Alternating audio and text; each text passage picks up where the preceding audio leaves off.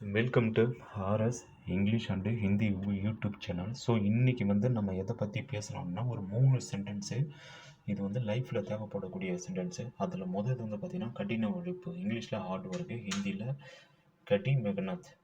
ஹிந்தியில் எப்படி சொல்லலாம்னு பார்த்தீங்கன்னா கடி மெகனத், இங்கிலீஷில் ஹார்ட் ஒர்க்கு, தமிழில் கடின உழைப்பு. ஸோ இந்த சென்டென்ஸ்லாம் யூஸ் பண்ணி வச்சிங்க. கடி மெகனத், ஓகேவா? ஹார்டுனா கடி, ஒர்க்கு இந்த சுத்தமாக ஃபுல்லாக சொல்லணும்னா கடி மெகனத். செகண்ட் சென்டென்ஸ் பார்த்தீங்கன்னா தமிழ் வாழ்த்துக்கள், இங்கிலீஷில் பார்த்தீங்கன்னா நம்ம கங்க்ராச்சுலேஷன். ஹிந்தியில் எப்படி சொல்லலாம்? பத்தாய் ஹோ. ஹிந்தியில் எப்படி சொல்லலாம்? பத்தாய் ஹோ. இங்கிலீஷில் பார்த்தீங்கன்னா கங்க்ராச்சுலேஷன்ஸ். கங்க்ராச்சுலேஷனில் ஹிந்தி மீனிங் பார்த்தீங்கன்னா பத்தாய் ஹோ.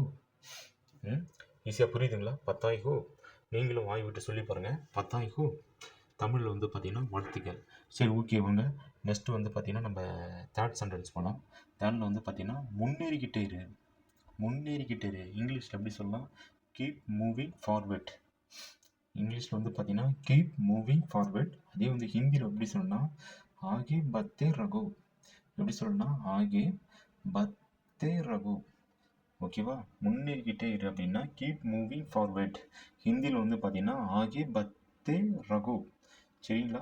ஃப்ரெண்ட்ஸ், ஈஸியாக இருக்குங்களா? ஆகே பத்தே ரகோ. ஓகே ஃப்ரெண்ட்ஸ், நம்ம வீடியோ பிடிச்சி அப்படியே லைக் பண்ணுங்கள், ஷேர் பண்ணுங்கள். நெக்ஸ்ட் வீடியோவில் பார்க்கலாம். ஓகே, பாய்.